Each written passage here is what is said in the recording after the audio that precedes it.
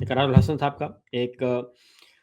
Airport पे, Lahore airport पे एक उनकी वीडियो चल रही है और उनका कुछ झगड़ा हुआ है एयरपोर्ट पे एक इमिग्रेशन के ऑफिसर के साथ, और कुछ तल्ख जुमलों का तबादला हुआ है। वही गुफ्तगू हमने भी सुनी है। फिर उसके बाद मैंने इकरार हसन साहब का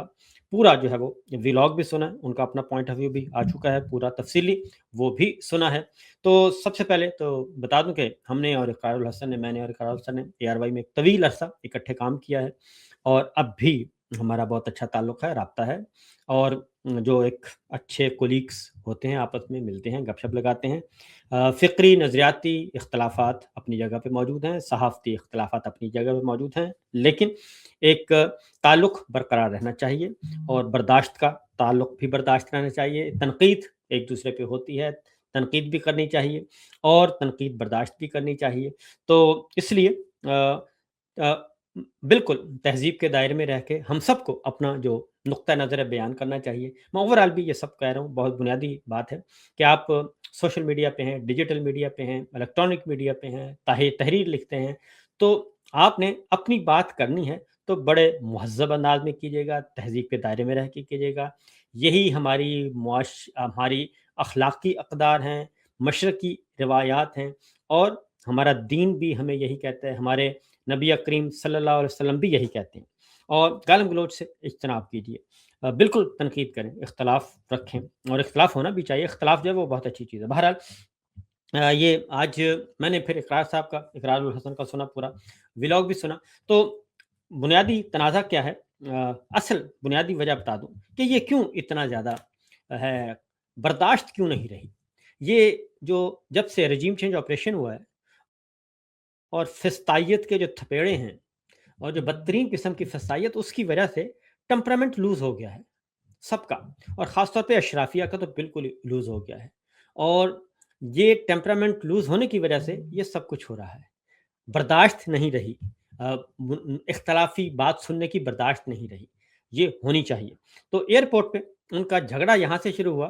कि आपस में उन दोनों ने बात की है। जो जो मैंने सारी गुफ्तगू सुनी, उस गुफ्तगू में इकरार ने भी यही बताया कि दोनों फिर बाद में मैंने कुछ और अपने दोस्तों से भी पूछा लाहौर में फ़ोन करके, तो उन्होंने कहा कि वो आपस में उन्होंने जुमला बोला, इकरार साहब आ रहे थे और आ रहे थे तो उन्होंने इमिग्रेशन वगैरह करवानी थी, तो उन्होंने एक ने दूसरे के कान में कहा कि इनका जो है वो हशर जो है वो भी जवाद अहमद जैसा होगा। और जवाद अहमद जो है वो गुलूकार हैं और उनका भी एक, वो भी पॉलिटिक्स में आए हैं, वो काफ़ी अरसे से, तवील अरसे से। और जवाद अहमद भी इमरान खान के नाक़िद हैं बहुत ज़्यादा, और इकरार भाई जो हैं वो भी इमरान खान के बहुत ज़्यादा नाक़िद हैं। तो इस हवाले से उन्होंने ये कहा, ये जुमला जहाँ से लड़ाई शुरू हुई है। उसके बाद फिर वो एक तवील डिस्कशन हुई और एक दूसरे को काफ़ी इकरारुल हसन ने काफ़ी ज़्यादा वहाँ पे ऊँची आवाज़ में आवाज़ बुलंद उन्होंने गुफ्तगू भी की और वो मुसलसल ये कह रहे थे कि आप जो है वो माफ़ी माँगे। तो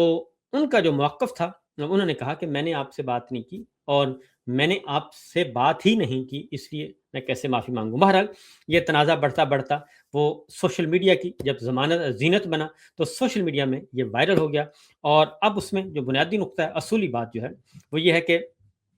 पहली बात है कि टेम्परामेंट लूज़ किया है। टेम्परामेंट को लूज़ नहीं करना, क्योंकि इकरार ने क़यादत करनी है और उन्होंने एक सियासी जमात बना ली है, सहाफ़त से उन्होंने एयरवाई से इस्तीफ़ा दे दिया है, सहाफ़त छोड़ दी है, तो टेम्परामेंट काबू में रखिए। क्योंकि एक पॉलिटिशियन का जो है, सियासतदान का टेम्परामेंट बहुत ज़रूरी होता है और जो अपने जज़्बात पे काबू पाता है, अवाम तनकीद भी करते हैं, क्योंकि अब वो अवाम हैं, आपके सामने जो खड़े हैं, वोटर है वो, और वो आपसे सवाल भी करेगा, तो अपने जज़्बात पे काबू रखिएगा जी, तनकीद सुननी पड़ेगी और आगे बात भी करनी पड़ेगी। बहरहाल ये सब कुछ हो गया और उसके बाद एक बात जो है, जो एक एक बहुत अच्छी बात की इकरार ने, वो ये कि ये जो यूनिफ़ॉर्म वाला बंदा है, ये हमारे टैक्सों से है और ड्यूटी पे है और इसको बात नहीं करनी चाहिए, पॉलिटिक्स पे बात नहीं करनी चाहिए। तो ये बात बहुत अच्छी है। और लेकिन अब ये असूल, क्योंकि मुझे खतरा है कि इस बेचारे की नौकरी ना चली जाए, क्योंकि मोहसिन नकवी साहब की गुफ्तगू, मोहसिन नकवी का भी तज़किरा बार-बार हुआ इस डिबेट में, जो पूरी वीडियो है। और आर्मी चीफ का भी बार बार हुआ इसमें तस्करा। और एक जुमला इकरार ने बोला है इस गुफ्तगू के दौरान ही कि ये आप मोहसिन नकवी के अंडर काम कर रहे हैं, नंबर वन, और ये आप आर्मी चीफ की रियासत में बात कर रहे हैं। ये जुमला बड़ा था, बहुत ही कमज़ोर जुमला है। आर्मी चीफ की रियासत नहीं है जी, ये जनाब आसिम मुनीर की रियासत नहीं है। ये रियासत पाकिस्तान जो है वो अवाम की रियासत है।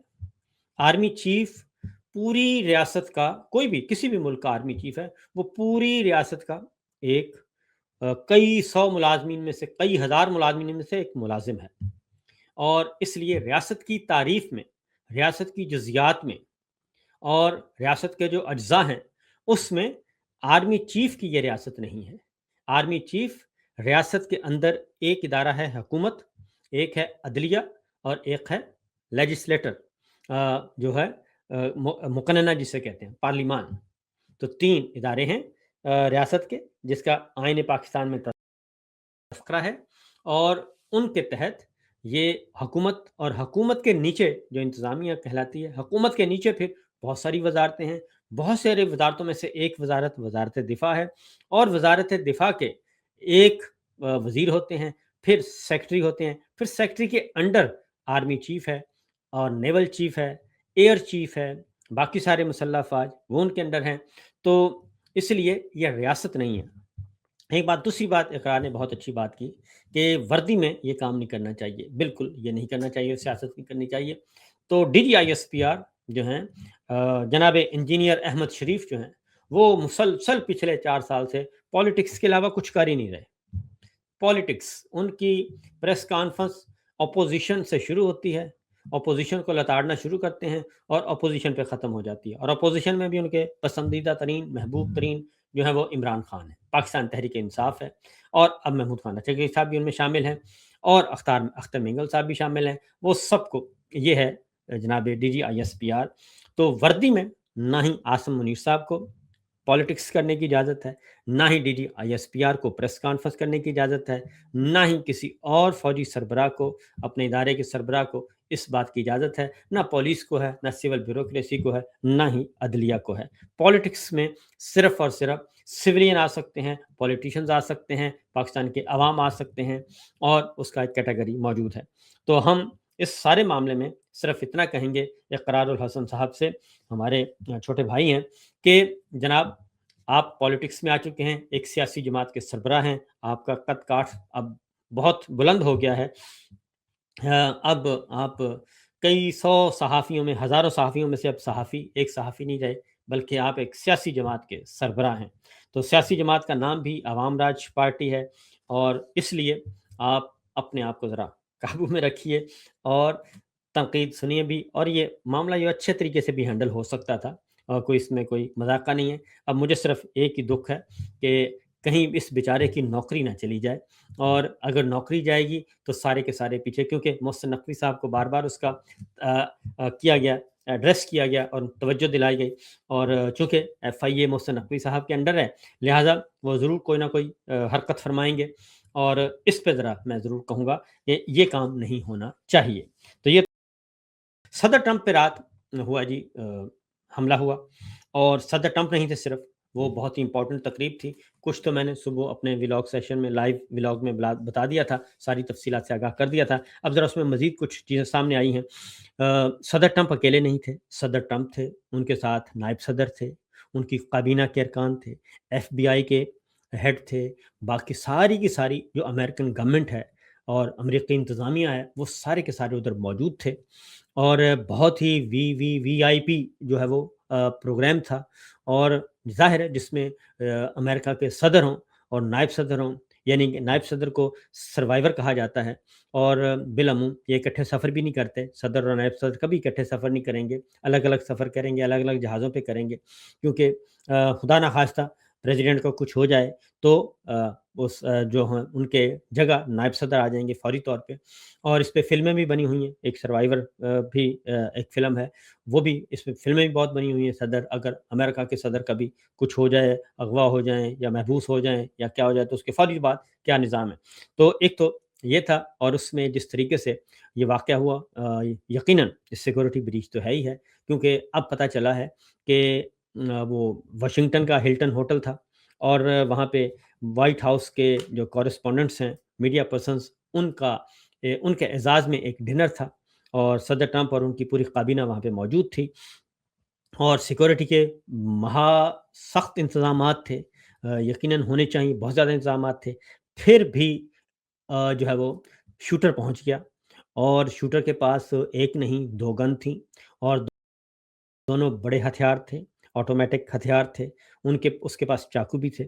اور پھر اس طرح کا جو معاملہ ہے، اب انویسٹیگیشن ہو رہی ہے، اور وہ ایک اسکول ٹیچر، اسکول ٹیچنگ بھی کرتے ہیں، وہ نوجوان ہیں، اور 35 سال کا 30-35 سال کی ان کی عمر ہے، اور وہ اسی ہوٹل میں ٹھہرے ہوئے تھے۔ اگلی بات یہ ہے کہ اسی ہوٹل میں قیام پذیر تھا، اور اس کا کمرہ بھی سیل کر دیا گیا ہے، اس کا جو اپارٹمنٹ ہے وہ بھی سیل کر دیا گیا ہے، اور اب معلومات اکٹھی کی جا رہی ہیں، کیونکہ یہ تقریب کب ہونا تھی؟ بہت پہلے ہونا تھی۔ یہ ساری انفارمیشنز کیسے لیک ہوئیں کہ فلاں تاریخ کو فلاں ہوٹل میں یہ تقریب ہوگی؟ مجھے یاد آ رہا ہے اچھی طرح کہ میریٹ ہوٹل اسلام آباد، آپ کو پتہ ہے ایک دفعہ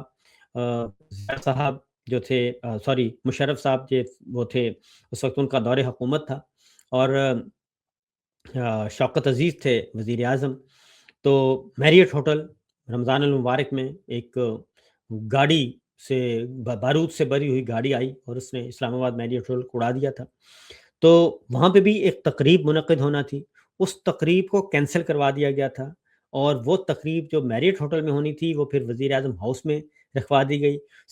اسی وجہ سے کہ سیکورٹی کلیئرنس نہیں ہوئی تھی میریٹ ہوٹل، ایسا ایونٹ، کیونکہ اس وقت پیک تھا، 9/11 کے بعد کا زمانہ تھا، اور حالات واقعات ایسے تھے، تو سیکورٹی جب چیک کی گئی تو میریٹ ہوٹل کو جو ہے وہ انسیکیور ڈکلیئر کیا گیا تھا کہ یہاں مناسب نہیں ہے، لہٰذا وہ بکنگ ہوئی کینسل کی گئی تھی، اور وہ تقریب وزیر اعظم ہاؤس کے لان میں ہو رہی تھی جب وہ واقعہ ہوا، اور اگر خدا نخواستہ وہ تقریب نہ ہو، کینسل کی ہوتی، تو بہت بڑا نقصان ہونا تھا، تو ایسا بھی ہوتا ہے۔ تو پھر یہ وائٹ ہاؤس والا واقعہ جو ہے،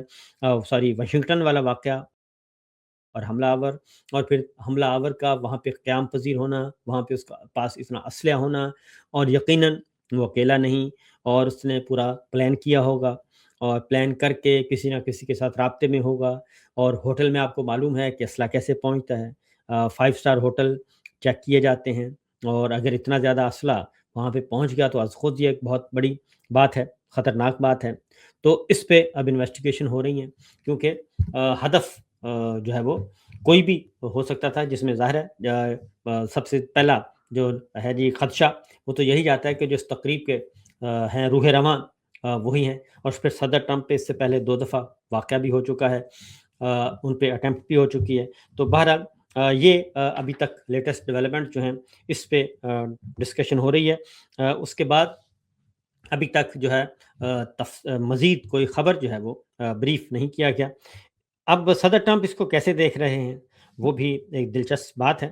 اور انہوں نے کل آج صبح کل بھی ہلکا سا تذکرہ کیا کہ آج پھر انہوں نے ایک ٹویٹ کیا ہے، اور وہ کہہ رہے ہیں کہ گزشتہ رات جو کچھ ہوا وہ بالکل وہی وجہ ہے کہ ہماری عظیم فوج، سیکرٹ سروس، قانون نافذ کرنے والے ادارے اور مختلف وجوہات کی بنا پر پچھلے 150 سالوں کے ہر صدر اس بات کا مطالبہ کرتے رہے ہیں کہ وائٹ ہاؤس کے احاطے میں ایک بڑا، محفوظ اور سیکورٹی سے بھرپور بال روم بنایا جائے، یعنی کہ سیکورٹی روم بنایا جائے، تقریب حال ہونا چاہیے وائٹ ہاؤس کے اندر ہی، باہر جانا ہی نہ پڑے، تقریبات بھی وہیں ہوں۔ اگر وائٹ ہاؤس میں اس وقت زیر تعمیر فوجی سطح کا خفیہ بال روم پہلے سے موجود ہوتا تو یہ واقعہ کبھی پیش نہ آتا، اور اسے جتنی جلدی ممکن ہو مکمل کیا جانا چاہیے، اور اگرچہ یہ خوبصورت ہے لیکن اس میں اعلیٰ ترین سیکورٹی خصوصیات موجود ہیں، اس کے علاوہ اس کے اوپر کوئی کمرہ نہیں ہوگا جہاں سے غیر محفوظ افراد داخل ہو سکیں، اور دنیا کی سب سے محفوظ عمارت یعنی وائٹ ہاؤس کے اندر واقع ہوگا، اور بال روم کے خلاف یہ مضحکہ خیز مقدمہ جو خاتون نے اپنے کتے کو گھماتے ہوئے دائر کیا ہے، جس کا اس مقدمے میں کوئی قانونی حق نہیں بنتا،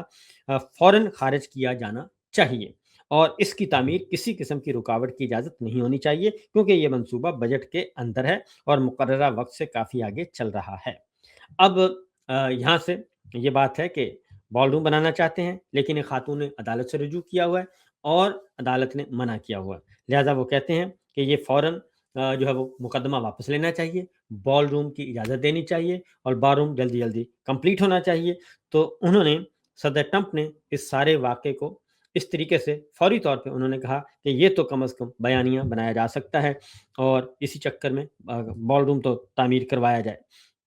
تو دوسری جانب ایران نے موساد سے تعلق کے الزام میں ایک شخص کو پھانسی دے دی ہے اور اس میں جی تقریباً 4 لوگ جو ہیں وہ اس میں ہیں نشانے 4 لوگ انہوں نے اس الزام میں پکڑے تھے اور ایک کو جو ہے وہ پھانسی دے دی گئی ہے، کچھ کو پچھلے دنوں بھی پھانسی دی گئی تھی اور اس طریقے سے جیسے جیسے لوگ پکڑے جا رہے ہیں ان کا ٹرائل کیا جا رہا ہے اور ایران میں پھانسیوں کا سلسلہ بھی شروع ہے۔ اور اسی طریقے سے اسرائیل میں ایران کے لیے کام کرنے والے بھی ان کی فورسز میں کچھ لوگ پکڑے گئے تھے۔ ایک کا اناؤنس کر دیا گیا تھا کہ ایک جو F-15 طیارے پہ کام کرتا تھا ان پروجیکٹ پہ، ان کے رابطے ہوئے ہیں ایران کے ساتھ تھے اور ایران کو خفیہ معلومات اسرائیل سے متعلق ایران کو پہنچائی جا رہی تھیں، ان کو دھر لیا گیا۔ تو مطلب بڑا کلیئر ہے کہ ایران میں موساد کے جاسوس ہیں اور اسرائیل میں ایران کے جاسوس ہیں اور یہ ایک اچھا نیٹ ورک دونوں ملکوں کے درمیان موجود ہے اور دونوں ملکوں کے انٹیلیجنس ادارے یہ کام بھی ساتھ ساتھ کر رہے ہیں۔ اور ایرانی عدلیہ کی خبر رساں ایجنسی میزان نیوز ایجنسی کے مطابق عرفان کیانی کو جنوری میں اصفہان میں سیکورٹی فورسز پر حملوں سمیت متعدد الزام میں مجرم قرار دیا گیا اور دعویٰ کیا گیا کہ وہ مساوات کے لیے ایک مشن پر تھے، لہٰذا ان کو پھانسی دے دی گئی ہے۔